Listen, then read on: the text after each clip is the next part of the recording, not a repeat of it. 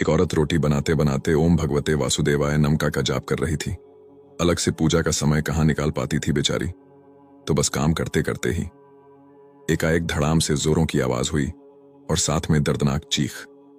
कलेजा धक से रह गया। जब आंगन में दौड़कर झांकी तो 8 साल का चुन्नू चित्त पड़ा था, खून से लथपथ।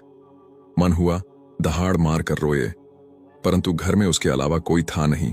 रोकर भी किसे बुलाती, फिर चुन्नू को संभालना भी तो था।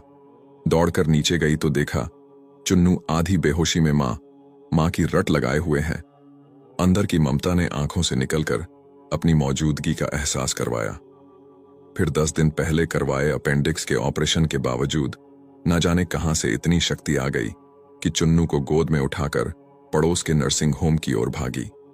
रास्ते भर भगवान को जी भर कर कोसती रही, बड़बड़ाती रही, हे कन्हैया, क्या बिगाड़ा था मैंने तुम्हारा, जो मेरे ही बच्चे को। खैर, डॉक्टर साहब मिल गए और समय पर इलाज होने पर चुन्नू बिल्कुल ठीक हो गया।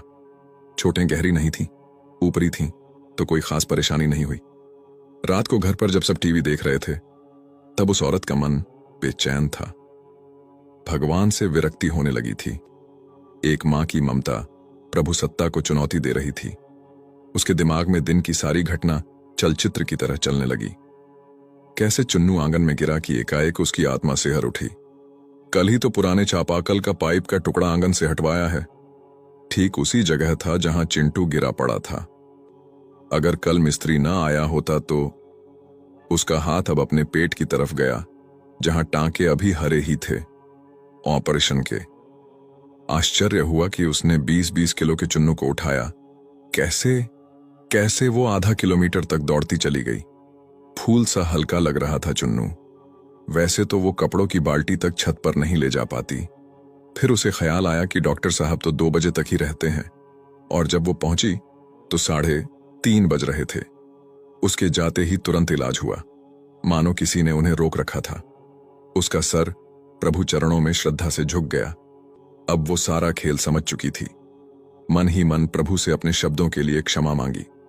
तभी टीवी पर ध्यान गया तो प्रवचन आ रहा था। प्रभु कहते हैं, मैं तुम्हारे आने वाले संकट रोक नहीं सकता, लेकिन तुम्हें इतनी शक्ति दे सकता हूं कि तुम आसानी से उन्हें पार कर सको। तुम्हारी राह आसान कर सकता हूं, बस धर्म के मार्ग पर चलते रहो।